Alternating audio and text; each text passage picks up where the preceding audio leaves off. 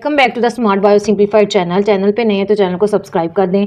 New chapter start करने लगे हैं, चैप्टर 4 सेल साइकिल। साइकिल क्या होता है? एक पॉइंट पे जो चीज़ चली थी उसी पॉइंट पे आके रुक जाए तो उसे साइकिल बोलते हैं। बचपन में आप छोटे थे, फिर आप बड़े हो गए और आपकी बॉडी का साइज जो है वो बढ़ा। ये कैसे हुआ? तो ये सब कुछ सेल्स की वजह से होता है, जो ग्रो करते रहते हैं, डिवाइड हो रहे होते हैं, और इस सारे प्रोसेस को कहते हैं cell cycle.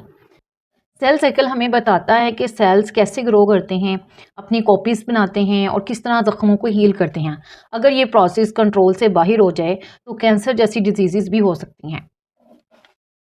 The cell follows a regular series of events called the cell cycle during its life. Cell अपनी ज़िंदगी के दौरान एक सीरीज़ ऑफ इवेंट्स है जिनको फॉलो करता रहता है, उन्हें कहते हैं cell cycle. This series include stages of growth, preparation and cell division. इन सीरीज़ में सेल डिवीजन है, तैयारी है, ग्रोथ की जो स्टेजेस इंक्लूड हैं। इस टॉपिक को पढ़ने के बाद आप जानेंगे कि सेल साइकिल क्या होता है, इसके मराहिल क्या हैं और ये हमारी लाइफ के लिए क्यों ज़रूरी है। This process of cell division में हैपन इन टू वे। वह सेल डिवीजन का जो अमल दो तरीकों से हो सकता है, माइटोसिस एंड मियोसिस। माइटोसिस जो है, इसमें सेल्स जो हैं अपनी ही किस्म की डेम सेल्स की नकलें तैयार करते हैं और वो भी आइडेंटिकल सेम कॉपीज तैयार करते हैं। Meiosis cells produce special cell जो हैं वो खास किस्म के सेल्स बनाते हैं with half the genetic material, जिनमें जेनेटिक मटेरियल जो डीएनए है उनका जो है नंबर वो हाफ होता है, आधा होता है। नीडेड फॉर रिप्रोडक्शन के लिए जो ज़रूरी है जेनेटिक मटेरियल, उसकी वो हाफ जेनेटिक मटेरियल के साथ स्पेशल सेल जो है वो बनाएगा। Mitosis essential for growth and repair in the body, while meiosis is vital for creating reproductive cells like eggs and sperms. तो माइटोसिस जो है वो ग्रोथ के लिए ज़रूरी है and repair in the body, और कोई एक्सीडेंट की वजह से बॉडी में ज़ख्म आ गया है, कोई कट लग गया है, तो बॉडी में उसकी रिपेयरिंग के लिए और ग्रोथ के लिए कौन सा प्रोसेस होगा? माइटोसिस का। जबकि मियोसिस, वाइल मियोसिस का मतलब है जबकि मियोसिस इज़ वाइटल, ज़रूरी है for the creating reproductive cells. Meiosis के जो प्रोसेस में रिप्रोडक्टिव सेल्स बन रहे हैं, रिप्रोडक्टिव सेल्स बनाने में क्रिएट करने के लिए वाइटल है, लाइक एग्स एंड स्पर्म। और वो रिप्रोडक्टिव सेल्स कौन से हैं? Eggs and sperm. माइटोसिस अब देखें हो रही है जो अडल्टहुड से पहले, यानी कि बड़े होने से पहले माइटोसिस चलती रहती है और बॉडी ग्रो करती रहती है, और बाद में जब प्यूबर्टी आ जाती है, बलूगत आ जाती है, तो फिर रिप्रोडक्टिव सेल्स बनते रहते हैं, म्योसिस होती रहती है बॉडी में। बॉडी के जो सेल्स हैं वो म्योसिस करते रहते हैं, तो क्या बनाते रहते हैं? एग्स बनते हैं फीमेल में और स्पर्म्स बनते हैं जो मेल में। ये म्योसिस और mitosis through out the life चलती रहती है। टुगेदर दीज प्रोसेसेस, इकट्ठे ये दो प्रोसेसेस जो हैं, अवामिल हैं, कीप लिविंग ऑर्गेनिजम्स ग्रोइंग। इससे ऑर्गेनिज्म जानदार जो है वो ग्रो करता रहता है, हील होता रहता है, passing on traits the next generation, और अगली नस्ल में जो है खुसूसियात, ट्रेड्स का मतलब है करैक्टरिस्टिक्स जो हैं वो पास करता रहता है। इन दिस चैप्टर, इस चैप्टर में we will explore the events of the cell cycle. हम सेल साइकिल के जो अवामिल हैं, इवेंट्स हैं, उनको दरियाफ्त करेंगे, एंड सेल डिवीजन्स, और सेल डिवीजन्स के जो इवेंट्स हैं उनको एक्सप्लोर करेंगे, जिसमें आ जाता है माइटोसिस। तो डिवीजन जो है वो दो तरह से हो सकती है, माइटोसिस से और मियोसिस से। माइटोसिस जो है वो ग्रोथ में, हीलिंग में है इन्वॉल्व, और मियोसिस जो है वो रिप्रोडक्टिव सेल्स बनाने में इन्वॉल्व है। और सेल साइकिल को दो फेजेस में डिवाइड किया जा सकता है, इंटरफेज और माइटोसिस। ठीक है, इंटरफेज आज हम पढ़ेंगे। इंटरफेज में 3 स्टेजेस हैं, G1 फेज, S फेज और G2 फेज। G1 फेज में सेल अपना साइज को ग्रो करेगा, एंजाइम्स बनाएगा।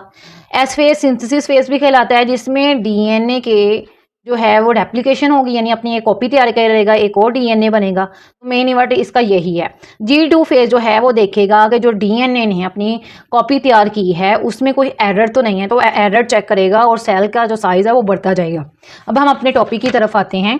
Cell cycle. It is series of events that take place in a eukaryotic cell from its formation to its division into two daughter cells. कहता है कि ये series of events हैं जिनमें जो है फेजेस आ जाते हैं, ठीक है, जिनमें मराहिल आते हैं। टेक प्लेस जो होते हैं इन्हें यूकैरियोटिक सेल, किसी यूकैरियोटिक सेल में, यूकैरियोटिक का सेल कौन सकते हैं, प्लांट्स के, एनिमल्स के, फंजाई के, और जो है प्रोटिस्टा भी आ जाते हैं इनमें, तो उनके सेल्स में होते रहते हैं, टेक प्लेस होते हैं फ्रॉम इट्स फॉर्मेशन, अपने बनने से लेकर टू इट्स डिवीजन और डिवाइड होने तक, इनटू टू डॉटर सेल, दो डॉटर सेल में डिवीजन या डिवाइड होने तक, ये जो सीरीज ऑफ इवेंट्स हैं उन्हें हम बोलते हैं सेल साइकिल। तो ये डेफिनेशन आप लोगों ने याद करनी है। The cell cycle can be divided into two main phases, interphase and mitosis phase। तो दो phases हैं डिवीजन की, सेल साइकिल की दो डिवीजन है। वैसे तो हमने सेल डिवीजन दो तरह की पर कही है कि mitosis and meiosis, but cell cycle जो साइकिल एक पूरा चलना है उनमें एक फेज आती है इंटरफेज और दूसरी फेज आएगी माइटोसिस फेज। चलिए देख लेते हैं इंटरफेस की। ये सेल है एक, ठीक है, ये माइटोसिस हुई तो ये दो में डिवाइड हो गया। इस डिवीजन के बाद ईच सेल जो है वो एक G1 फेज में एंटर होगा। इस फेज में क्या होना है, इस फेज में प्रोटीन्स बनने हैं, ऑर्गेनेलिस बनेगी सेल की, और साइज में ये ग्रो कर देगा। ये देखें जैसे, तो बाज़ औक़ात ऐसे होता है कि ये जो साइज़ में ग्रो हुआ सेल जो G1 फेज़ में था वो आगे G0 फेज़ में चल जाता है, जिसमें वो डिवीजन को स्टॉप कर देता है और अपने जो है जस्ट फंक्शन जो है वो कैरी आउट रखता है। अगर G0 फेज़ नहीं हुआ तो वो एस फेज़ में एंटर होगा। एस फेज़ में क्या होता है कि डुप्लीकेशन होगी क्रोमोसोम्स की। ये एक क्रोमोसोम था, ठीक है, ये इसके क्रोमाटिड है, ये इसका दरमियान में क्या है, सेंट्रोमियर है।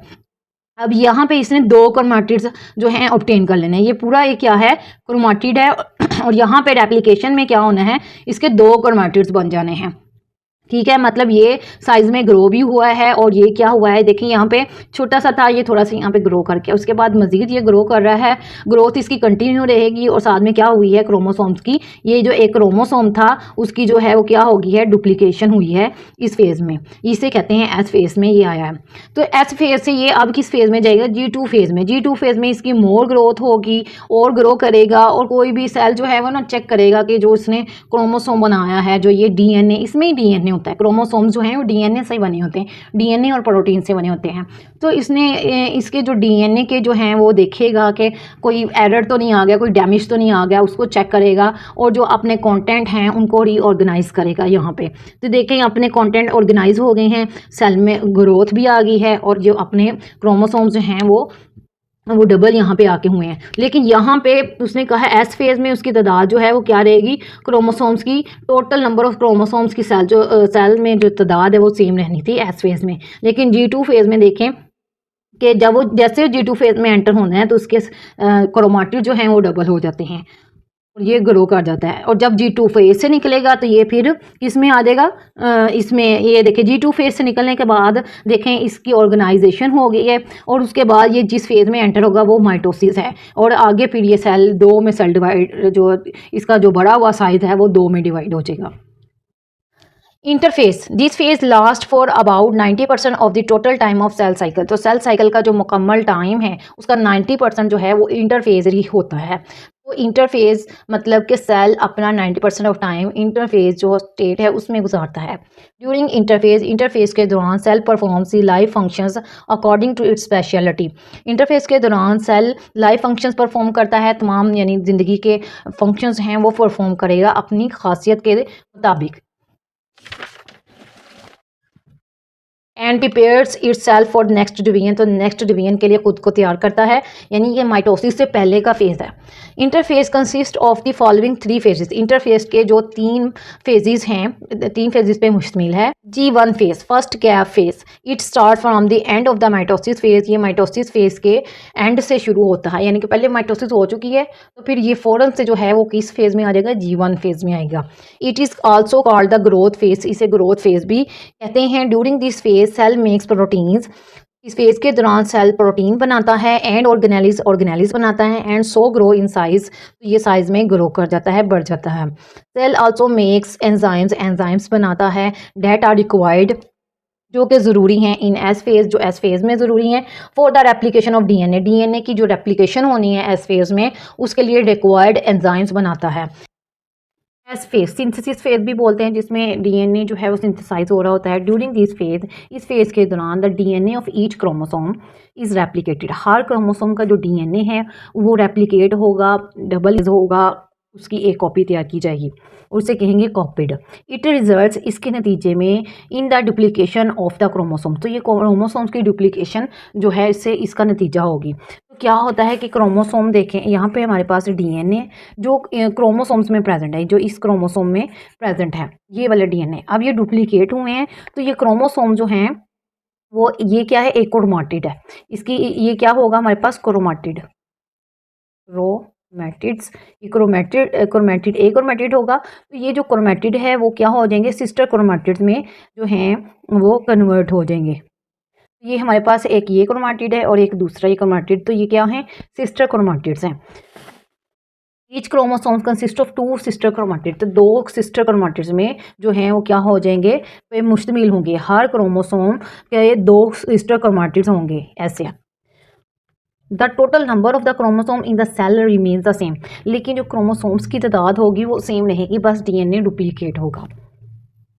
G2 फेज जो होता है second gap phase, in this phase cell continues to grow, यहाँ पे इस फेज में, इस स्टेट में सेल ग्रो करता ही जाता है, जारी रखता है, and produces proteins necessary for the cell division, और सेल डिवीजन के लिए जो ज़रूरी प्रोटीन्स हैं उनको बनाता है। The cell checks for any DNA damage that may have occurred during the replication, तो रेप्लिकेशन जो यहाँ पे एस फेज में हुई है उसके दौरान कोई भी डैमेज हुआ है या डीएनए में कोई भी एरर आया है उसको चेक करता है, एंड मेक्स नेसेसरी रिपेयर्स, और जो ज़रूरी रिपेयर्स हैं उनको बनाता है, यानी कि नेसेसरी रिपेयरिंग करेगा। It also begins to reorganise its contents in the preparation for the mitosis, तो माइटोसिस की तैयारी में जो भी अज्जा बनाने हैं, कंटेंट बनाना है, उसको रीऑर्गेनाइज करना शुरू कर देगा। बिगिन का मतलब होता है शुरू करना, रीऑर्गेनाइज दोबारा से ऑर्गेनाइज करना इट्स कंटेंट, अपने अज्जा को, अपने कंपार्टमेंट्स को, in preparation of the mitosis, mitosis की तैयारी में रीऑर्गेनाइज होना शुरू कर देगा।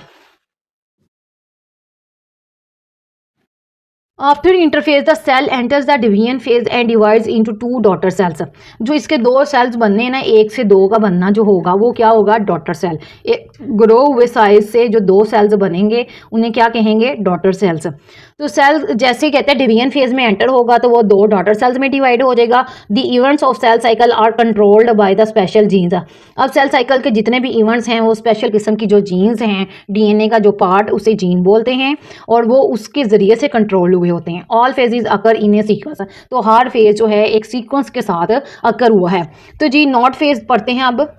Not phase, many cells stop dividing and start performing their specific functions, cell के अपने जो है स्पेसिफिक फंक्शंस होते हैं।